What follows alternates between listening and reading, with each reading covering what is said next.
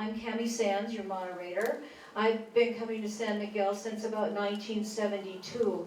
I'm the niece of the famous hotelier Don Fenton. Let me start with Daniel Rueffert. Daniel, why don't you come up and take a seat? I've been arrested in Alabama for possession of marijuana and sentenced to 20 years in prison there. Whoa. And so Mexico just seemed like a good idea. I didn't know what I was coming to, and when we drove up, we had just driven over some of those roads that Sterling was just talking about, in a little sports car that didn't have a top on it. And the road in from Rodriguez was still a dirt road in 1969. And so when we pulled up, my friend and I, Don and I, had pulled into the Mirador, which is still in the same place it's always been, I guess. And I looked over it, I saw this beautiful city, it was at sunset. And I looked over at my friend, and his face was completely covered with dust. And his eyelashes were completely covered with dust. But I could tell by the smile on his face that he felt exactly the same way I did. We've fallen in love with San Miguel. But I was only here for 4 days in 1969. We ran out of money.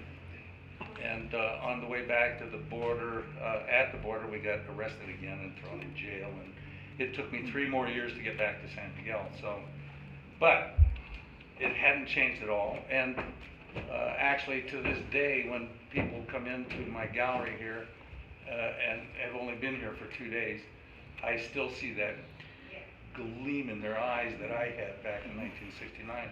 So it hasn't changed that much. Whatever it was that I fell in love with is still here. We have Paulina Hawkins Masip with us. Very influential lady in this town. I was born and raised in San Miguel. My parents were the ones who came here.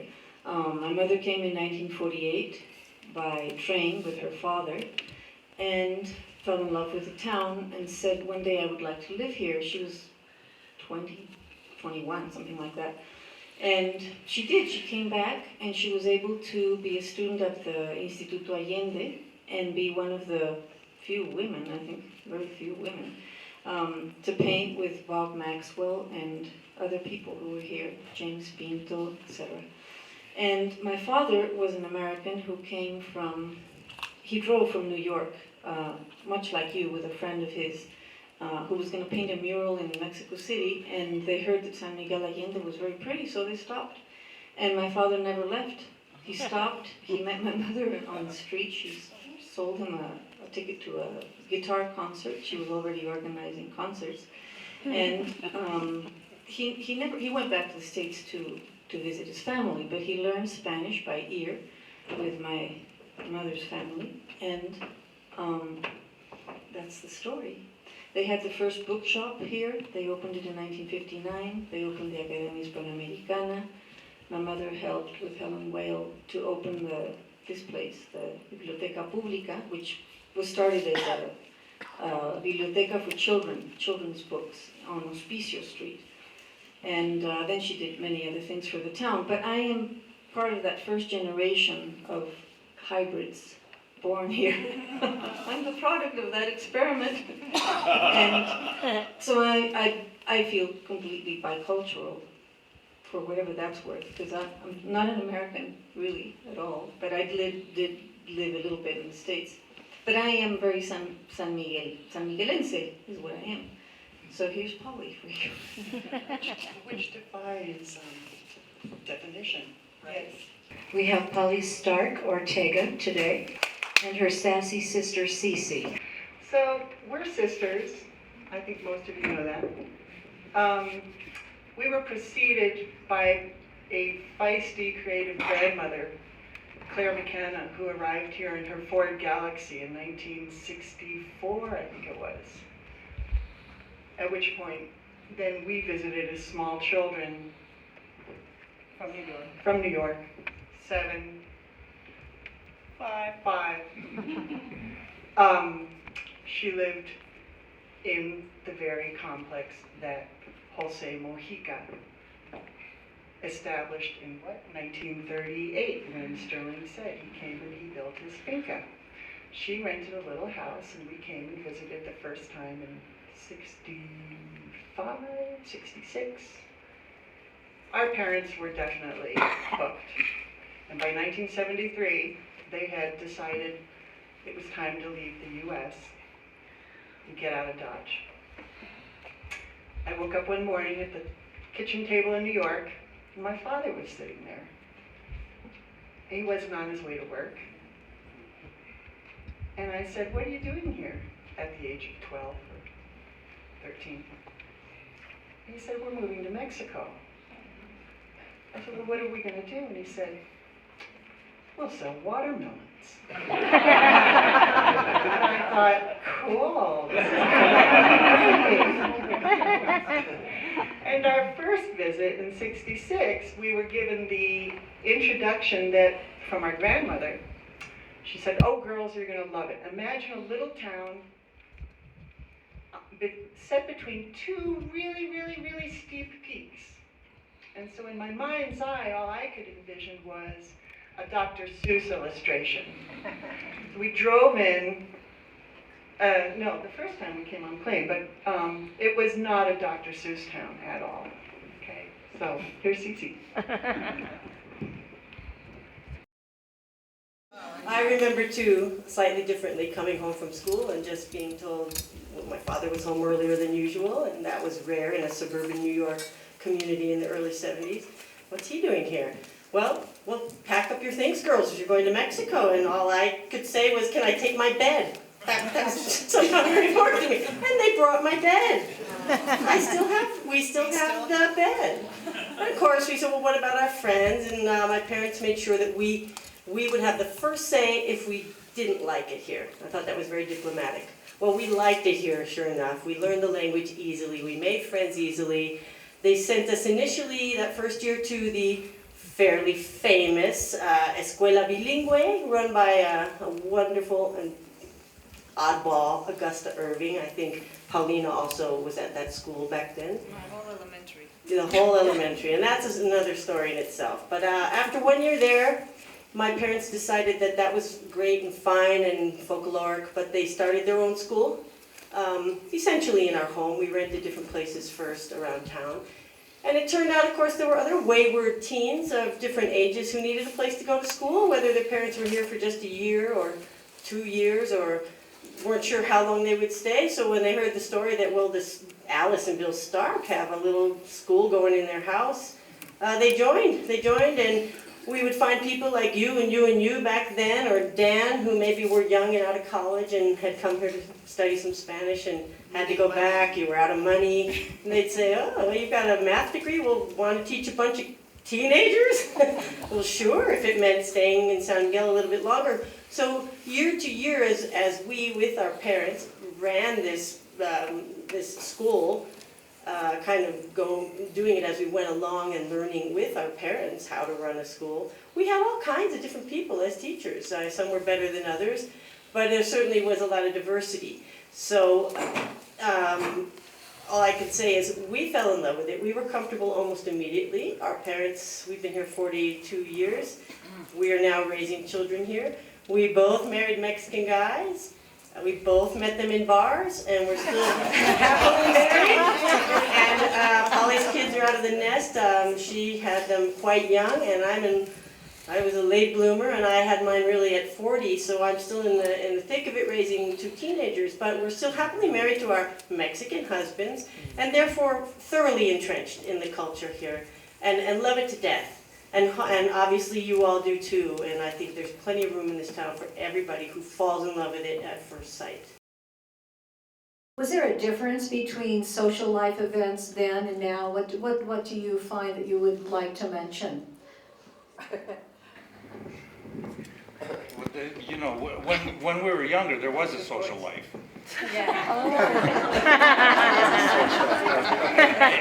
Between then and now, if you mean the difference between, you know, watching TV and hanging out at Pancho and Lucky's. At one time, I remember they used to say I was the only guy that could pass out standing up against the bar and sing. I actually watched Richard Nixon resign on the Cucaracha TV.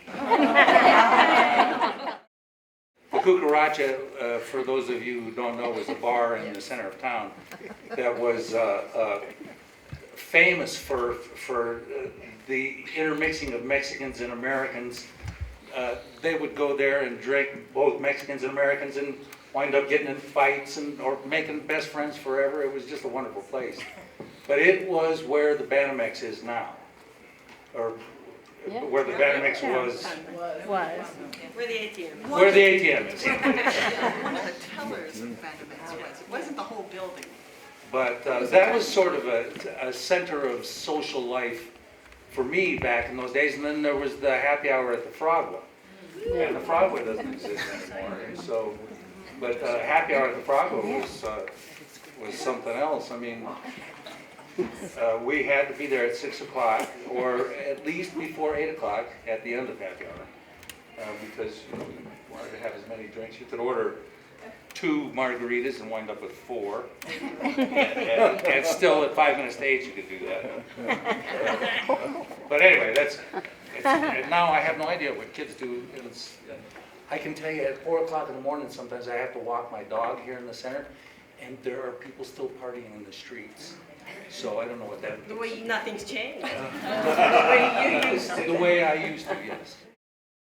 What I would like to share with you guys is little vignettes, memories that I have, flashes of instances that involve both the Americans and the Mexicans, no?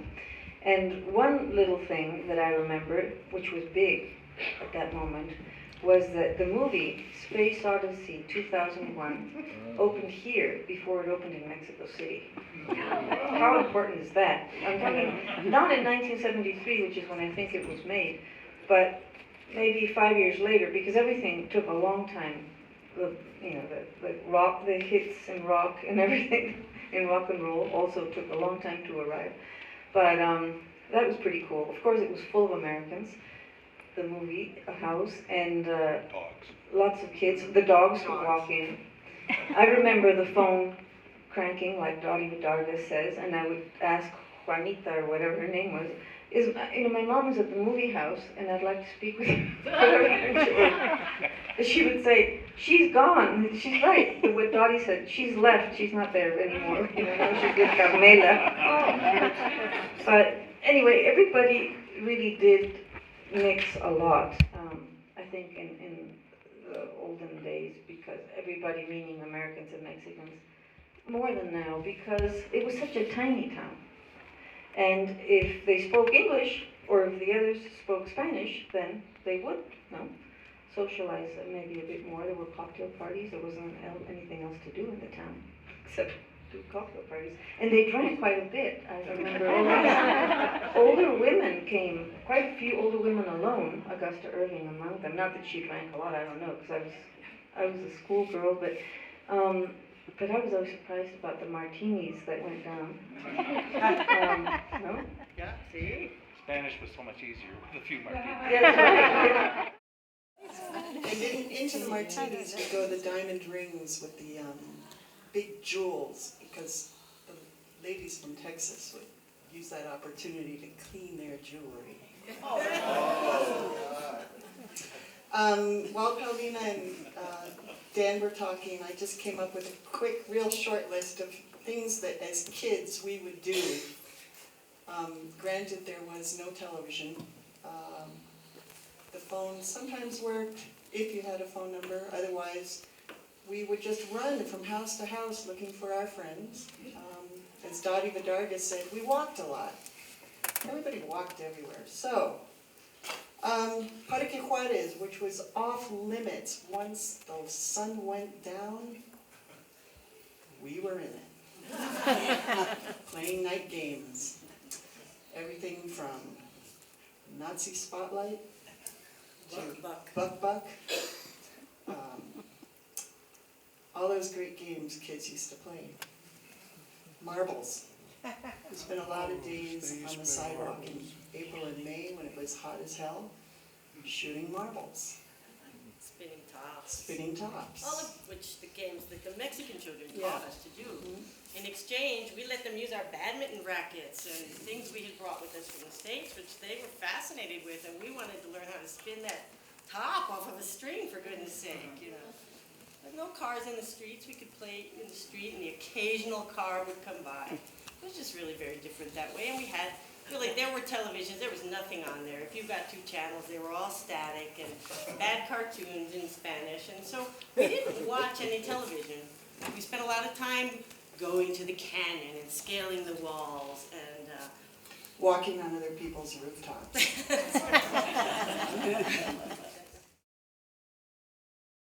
There were things that you missed because you said you couldn't get them here.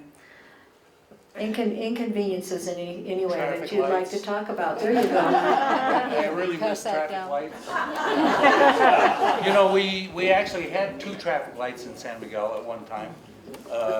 One out there where that new bridge that goes over out to the railroad station is. There was a traffic light at that intersection before they put in the Glorieta. And then there was one over by the hospital, if I remember right. But, I mean, it was such a shame. We'd been here for how many hundreds of years without any traffic lights, and all of a sudden there were 2. And I don't know if it was from public opinion or what caused them to take them down, but they finally took them down. they didn't work particularly well. They did not. Well, that's true. But you know, one of the things that I'm really proudest about San Miguel is the fact that we're 150,000 people strong now, or something like that, and we don't have one traffic light. How do you exist without traffic lights? You couldn't get a Snicker bar. Only until very recently could you get cranberry juice. You still can't get a graham cracker in this town. And not a single sweet potato to save your soul on Thanksgiving. That's right. So we would dye bright orange the white camotes. That's so sad. Yeah, it was really sad. And invariably, the sweet potatoes on the Thanksgiving table would have this really awful tone of sort of like gray peach. But they tasted all right, so. Yeah, a few marshmallows on there. I can't tell you how many times I used buying blue jeans as an excuse to drive to the border. My parents would, with Jerry Levy and Carmela Delgadillo, hop on the car. They would say, hop in the car. And my father would drive them to the border to have a hamburger and a milkshake. They would see a movie, spend the night, and come back the next day. All the way to the border? Yeah, 10 hours. It's just for a hamburger and a milkshake. 10 hours, how'd they get there in 10 And hours? let's see, getting braces, I arrived with a big mouthful of braces, and one of the things I guess our parents hadn't foreseen was it wasn't going to be easy to find an orthodontist. And they finally found one in Mexico City. So an appointment to the orthodontist would start at 5 in the morning, walk down, get the herradura de plata, mejor muerto que tarde, bus. 5 hours later, we'd be coming into the bus station in Mexico City, taxi up to Lomas, half-hour dentist appointment, and return home for another 5 or 6 hours. But look at you now, beautiful teeth. Great teeth. You know, you asked about what we did here as youngsters, not so much as kids, but when we became teenagers. And I think what Polly and I did most was go out dancing. And there was, at the time, the very first discotheque in the state of Guanajuato. It was located where the Blockbuster video is now. And recently on Facebook, somebody was lamenting the fact that Blockbuster was gone soon, and that Blockbuster was going to be, you know, demolished or whatever. And I said, gee, I'm still crying about the fact that Labradorito's discotheque is not there. Who cares about the video store? Really. So I'm sort of tooting my own horn. We would, and well, speaking for myself, we didn't even drink alcohol yet. But we would go down there with our friends and our Mexican friends, and we would just dance our brains out until, whoops, missed our curfew, you know, and tried to get home on time. But our parents trusted us, and our friends were respectful of us, the boys. They would walk us home, etc. Nobody had cell phones. You couldn't get a taxi when you needed to be home at midnight. Oh, no. But at one point, Polly went away to college, and she came home in the summer, and she knew all about the new rage, which was new wave music, punk music. And here in San Miguel, quite honestly, in the early 70s, they could not get out of the disco rut. They were stuck forever. Staying alive, So Polly brought down in her little suitcase the first 10 albums. And she was in the Cleveland area going to art school, so she brought, of course, Cleveland being a hot spot for new wave music and punk music, she brought the first Ramones albums and the Talking Heads, Blondie, Devo, and all of that. We got so excited. You can't imagine. So we would take the discos down to the records down to the disco. We would plead with their DJ, oh, could you just play one song, and this one, this one, this one. And we'd sit, waiting on the banquette. Is this it? No. Another Donna Summer song. Oh, is this it? Is this it? Oh, the Bee Gees again. Finally, he might put on, like, I don't know, Whip It Good. Well, we would bomb onto that dance floor like this. You couldn't stop. We were unstoppable. And we would do Rock Lobster on our backs on the floor. And you can imagine the locals were like, oh. Well, it only took a couple weeks before they were there with us, I have to tell you. We became so exasperated with the fact that we had to beg for 1 or 2 songs a night that we approached the owner, who knew us very well. We were such, sweethearts of the dance floor. And we said, look, how about we pick a weeknight when you don't have anyone in here, and let us try this. Let us play our music, and with our ability to promote, throughout the cobblestones, we'll pack this place if you don't charge cover. Well, he agreed, and so we picked Thursdays, and those became very, very famous Jueves de Laberintos. And I became the DJ. I didn't know what I was doing, but I slapped on those LPs and I finding the right place. Sorry, everybody. And we danced even more than ever before. And really, we would go in our dad's skinny ties and our bright red crayon shoes and whatever it took to look like we were punkers, although we were not. Safety pin in our ear. And it became a huge trend here. People to this day, they stop me every day saying, hey, I remember those great Thursday nights at Laberintos, and it was really that one night, no cover charge, and it opened up the world of music to the whole young community here, otherwise they would still be dancing to. So that's my little claim to fame here, is that I was the DJ at Laberintos, and that's what we did for fun. That's what we did for fun. Our parents would go, their friends would go. Everybody knew each other. Polly had her first baby when she was 21, and she and her husband would bring the infant into the DJ booth where it was only slightly less loud. And I would pull about 100 records off the shelf and tuck him in there all swaddled. And they'd dance like maniacs all night while I put the records on and took care of the baby. You could not, as a girl, go up there and dance alone, because 2 minutes later, 2 seconds later, there was a man young guy, but a guy you didn't know, dancing right in front of you. And I mean, that was so annoying. And then they put the slow songs on. So they were doing you a favor, because they were gentlemen, un caballero, to see a poor girl dance alone, that was unheard of. Very recently, I was up on a scaffold doing a mural, and the man who actually installed the scaffold took a look at me and he said, I think I remember those days when you used to cut up the dance floor with your sister. Yeah, that would have been us. The tequila burro in the street with the bride and groom mojigangas, I started that. Anyway, that's one of my favorite jokes. My dear friend at the end there says every time a tequila burro wedding parade goes by, she goes, aha, another wedding you're not doing. Without meaning to, I was at the forefront of the wedding business here. I got involved first with a gal who's no longer involved at all, named Carmen Salmeron. She was a good organizer. I really wanted to, more than anything, I was interested in incorporating into parties all of San Miguel's folkloric touches, which I call the fiesta extras. So I started adding to weddings here, initially for Americans and expatriates here. The mojigangas coming to private parties, traipsing through the street from church to reception, for instance, with the tequila donkey and the mojigangas, and obviously a mariachi band or a banda whatever it took to get from point A to point B without having to load everyone into taxi cabs, that really. So the party got started as soon as people came out of the church, really. The mariachi started to play and we were passing out the tequilas, and our burro, the original, was named Domingo. Round of applause for Domingo. There's a lot of imitators out there. Well, eventually weddings became a huge thing here, as you've noticed, and unfortunately, now the mojigangas are everywhere. I find that downtown looks like Disneyland with Goofy and Pluto, but it's the mojiganga just there waiting for a picture moment. I wish they'd hide for a minute to make it more interesting again.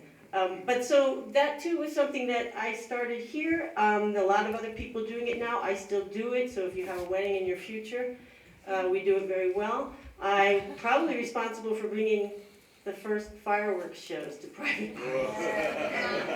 My fireworks were never the ones going off at 5:30, 6 in the morning, but we would always do them prior to midnight. And now again, it seems like their fireworks are every single night, so I'll be going out the back door.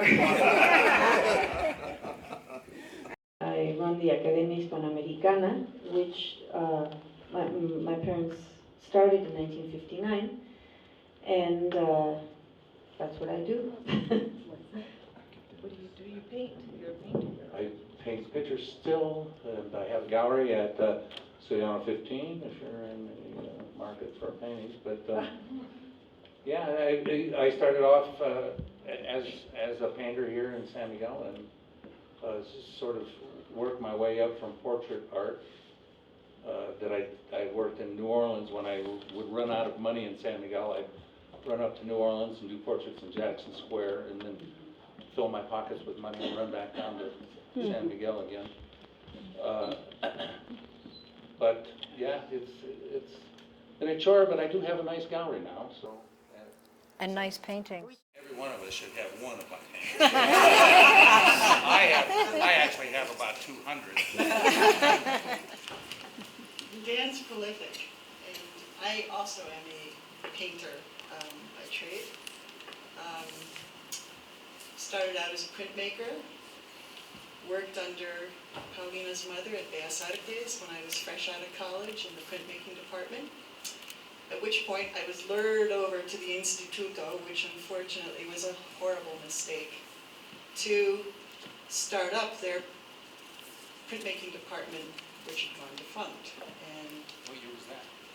that would have been 87, 86, 87, something like that. Jim Foley was. Jim Poli was doing litho, and I put intaglio back in. Anyway, I had 3 very small children by then, my husband, a musician still, and I worked with Judy Roberts, the very well-known artist and textile designer, in her textile studio for years, helping her design the wearable art coats. And when I wasn't doing that, I was working as a teacher at Jose Vasconcelos and painting. And before I knew it, Judy got me my first gig as a muralist in what is now Casa Rosada. Those 100 or 200-year-old murals that are in there, 20 years old. And so by hook or by crook, as an artist, I've been very successful. We've gotten 3 kids through college, and I've made a career out of it, and I still paint, and I still do murals. So that's what we do.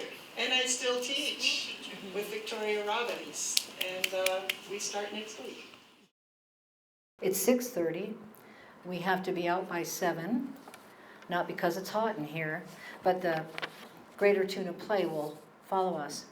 I've got one last question, and then we'll open it up to questionings. And I really am just asking if you have any words of wisdom. I think that's a hard question, and I think Dan's ready to answer it because he's wise.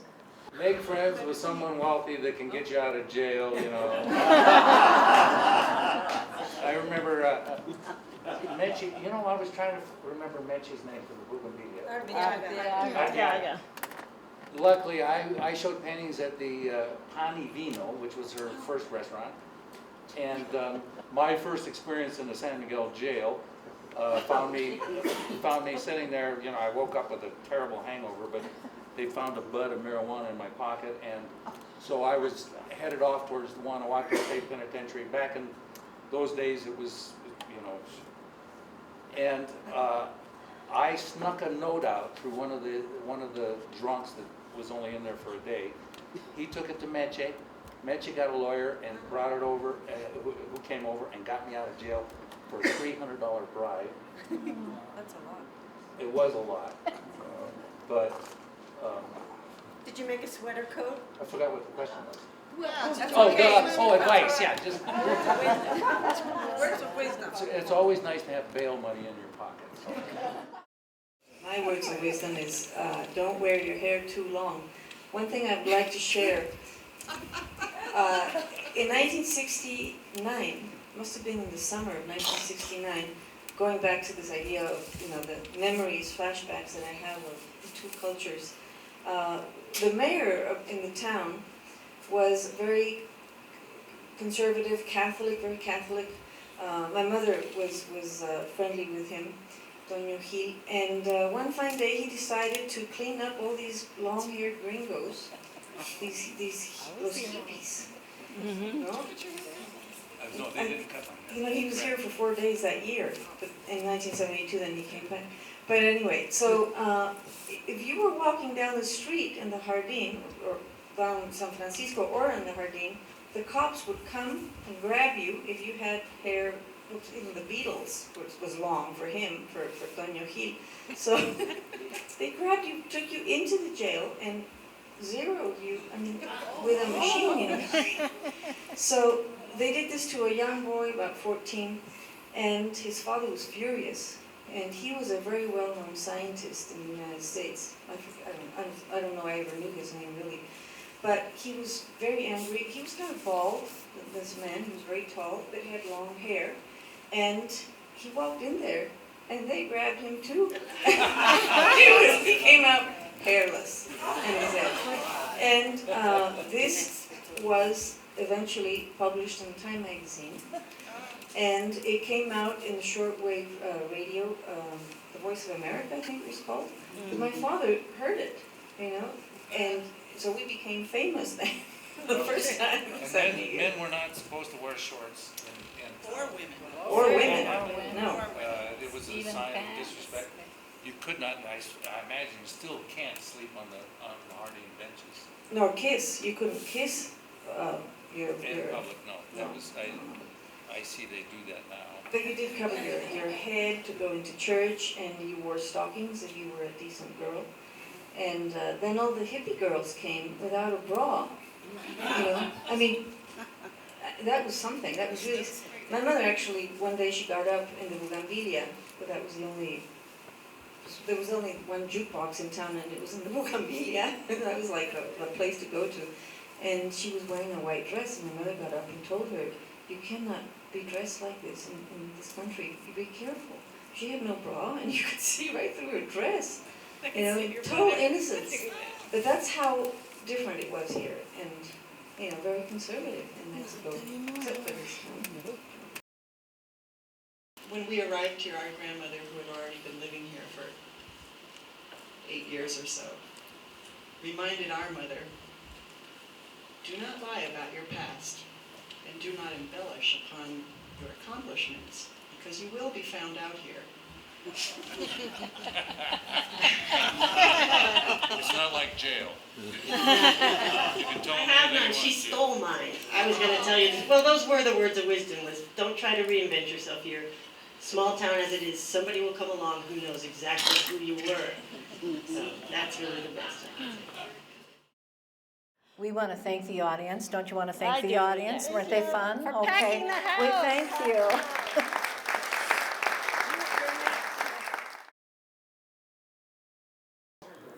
Hi, Carol? There is always so much talk and lamenting about how San Miguel has changed and, oh, how it shouldn't be one way or another, or it's all for all the reasons. And I've always kind of had this repetitive reaction and comment saying, well, it's all of our fault. Anyway, because we're the ones that came here, and we're the ones that, you know, created all the hoopla about it. You guys know, Dan, yes, you. And so I guess I'm just wondering if, for all of you that grew up here or really were here for a really long time, if you could stop time, was there a time that where everything just fit really well in your lives and things were in, I don't know, in good order and you know, it hadn't tipped over yet, or maybe you feel like today is that great time? And I remember coming home from college and my dad saying, I think you need to get into real estate. That's where the money is. And I said, I will never, never, never start dividing up this beloved town and selling it off. That was just my personal and really inexperienced opinion. And then I watched that happen. I watched really everybody get involved in that, and not only divvying up this gorgeous cobblestone place and selling it, and the walls going higher and being more greatly reinforced each time. All the broken glass came off the top of the walls, and in came, you know, electrical fencing, et cetera, et cetera. But then the hillside started to be, you know, raped by the developers. And those were our playgrounds. You know, I know that sounds pretty self-serving. Those were our playgrounds, and even more so, those were the playgrounds of the locals. So I can't say that I've grown up amongst a lot of animosity. Occasionally you hear, especially when you hark way back to people from that long ago, about what's happened here. I think that most of them, I can say 90% of the people I know, will usually reference how, contrary to a couple of negative things, it has been the foreign community, and they recognize that has allowed their town to prosper, and for them as well to hold jobs and open up their minds and understand about diversity, etc. I get a very positive vibe from most of the people I know. I had heard, perhaps erroneously, that in the old days, when people were having a party or a social gathering, they would send their maid out to knock on the invitees' houses. Can you tell me that? The biblioteca would have all the local artists make cocktail cards, which were sold in packets of 10, of which our parents also created several cards. They'd get written at home, and on the envelope you would write by hand, a mano, with the address, Correo 20, Recreo 30, and yes, they would get handed to the housekeeper, who would then set off on foot. Remember, we were all on foot back then. And yes, deliver the invitations, sometimes in the morning for lunch later that afternoon. Did you hear the question? She wants to know if they ever played in the tunnels, and that actually supposes that there were real tunnels, so now we're going to get some truth. I don't know the truth, but we had friends who rented homes who would say, want to see the tunnel? As soon as their parents went off to the cucaracha, they would open some gate in some back room, and we'd go down some very musty stairs and maybe go into what could have been an old wine cellar. And we'd go in a couple meters and get so scared we would just run out screaming. So I honestly don't know if those were the entrances to tunnels that at some point were blocked, but that's about as far as we got. It's still fun to muse about the tunnels. Nobody knows for sure. But even more amusing is that it is once again a subject. And when we were kids, we also went, Cece and I were sure at our first year of school here that we could go and interview some of the older gentlemen in San Miguel.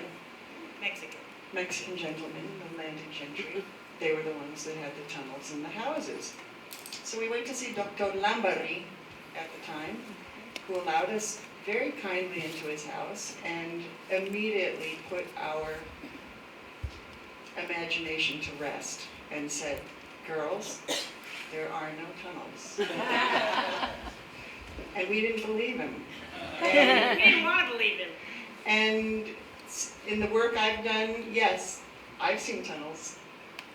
Did we go in them? No, as Cece said, the petrified cat was enough to send us to the other block.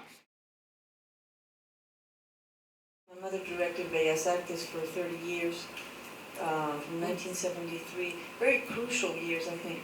And she brought in foreigners as teachers, got them papers. Bellas Artes here was the first federal Bellas Artes, the first Bellas Artes outside of the capital of the country. And then eventually, in the 70s, many Bellas Artes, Casas de la Cultura, were opened all over the country where it was possible. I mean, in dinky towns, they would have a little place, a room. Is there anyone who can play the guitar, knows how to do some pottery? Yes, I do. Well, teach the children and we'll pay you whatever we can. It was all the government thing. But this Bellas Artes still remains federal today. And the important thing is that it was the first one outside of the capital. In all those days, both cultures were really mixed. And I don't know what happened, but it's not anymore. And I am Mexican. That's true. I really want to push that. We need to And I don't know how, you put know? the cucaracha back. Yes. The Banamex is gone. Let's bring the cucaracha back. The question is how to put back together the foreign community that has arrived and landed in our spaceships with the people who live here and who have history here and who actually speak Spanish.